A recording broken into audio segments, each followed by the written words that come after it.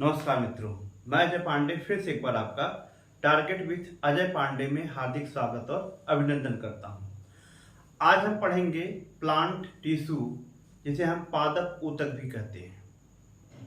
इसके पहले हमने ऊतक के विषय में पढ़ा था। ऊतक किसे कहते हैं? अगर आप वह वीडियो नहीं देखे होंगे तो आप प्लेलिस्ट में जाइए और उस वीडियो को जरूर देखिए। तो प्लांट टिश्यू के विषय में समझते हैं।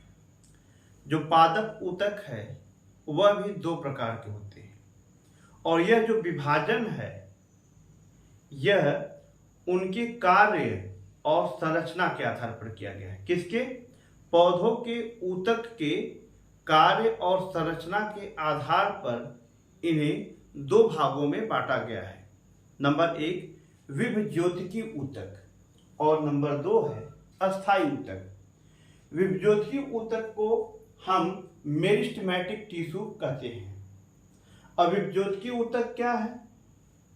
विभज्योतिकी ऊतक ऐसी कोशिकाओं के बने होते हैं जिनमें लगातार विभाजन होता रहता है या जिनमें विभाजन की अपार क्षमता होती है।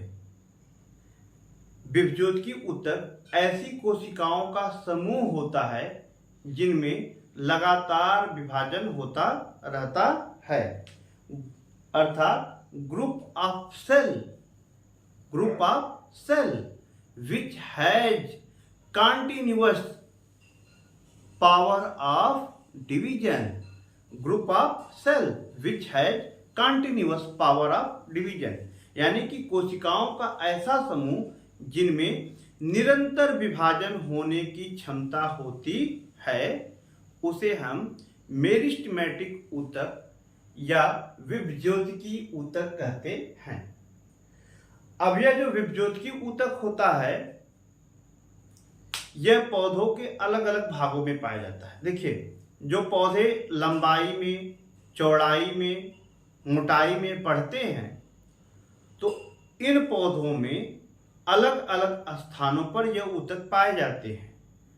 तो यानी कि मेरिस्टेमेटिक ऊतक विभज्योतिकी ऊतक के स्थान के आधार पर या कार्य के आधार पर इन्हें 3 भागों में बांटा गया है, या विभज्योतिकी ऊतक के विभाजन के आधार पर इन्हें 3 भागों में बांटा गया है। नंबर 1 शीर्षस्थ विभज्योतिकी ऊतक, जिसे हम एपिकल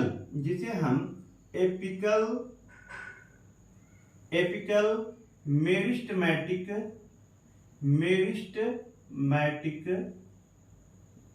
टिश्यू कहते हैं। तो एपिकल यानी ऊपर वाला, शीर्षस्थ यानी ऊपर वाला, सिर से शीर्षस्थ, यानी कि पौधा, यदि कोई पौधा है तो इसका जो सबसे ऊपर वाला भाग है यह ऊतक कहाँ पाया जाएगा?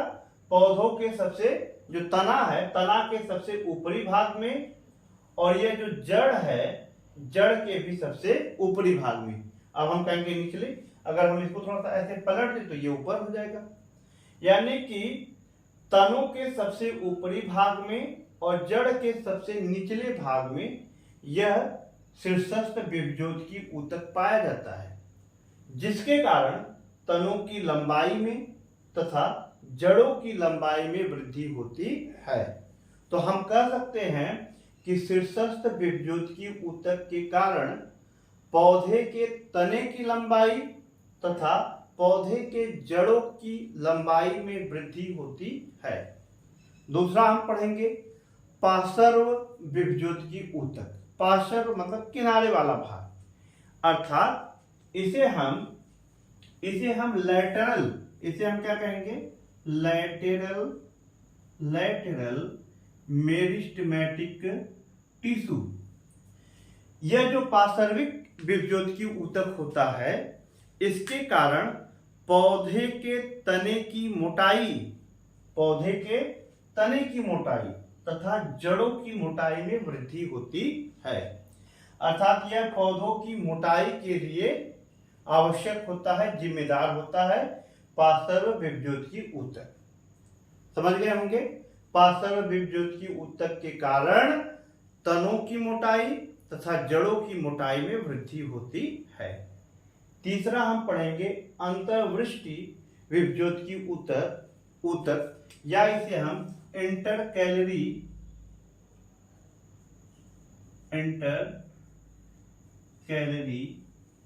मेरिस्टेमेटिक टिश्यू कहते हैं। अब इंटरकैलरी मेरिस्टेमेटिक टिश्यू क्या है? देखिए कुछ पौधे, अब ध्यान दीजिएगा, जैसे हम गन्ना देखे हैं, घास, दूब घास देखे हैं, ठीक, देख लेना भाई। गन्ना का रस तो पिए ही होंगे, गन्ना भी देखे होंगे।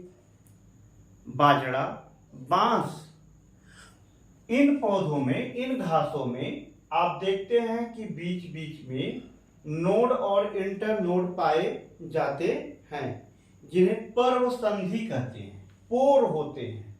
और ये जो अंतर्वृष्टि विभज्योत की ऊतक होते हैं, इन्हीं पर्व संधियों पर, ये जो जहां पे ये पर्व और ये पर्व आपस में जहां पर मिलते हैं, इन्हीं पर्व संधियों पर ये अंतर्वृष्टि विभज्योत की ऊतक पाए जाते हैं। तो अंतर्वृष्टि विभज्योत की ऊतक कहां पाए जाते हैं?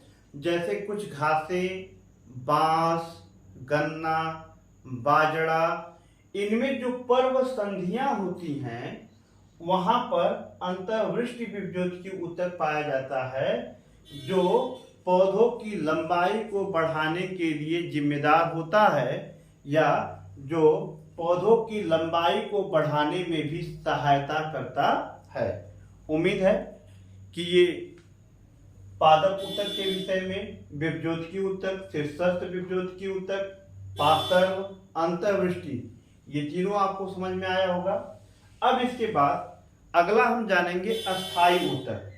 अस्थायी ऊतक में भी हम सरल ऊतक और जटिल ऊतक के विषय में पढ़ेंगे, जिसकी वीडियो हम अगले क्लास में देंगे।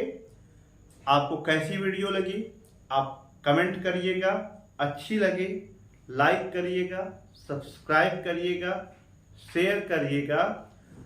तब तक के लिए जय हिंद, जय भारत।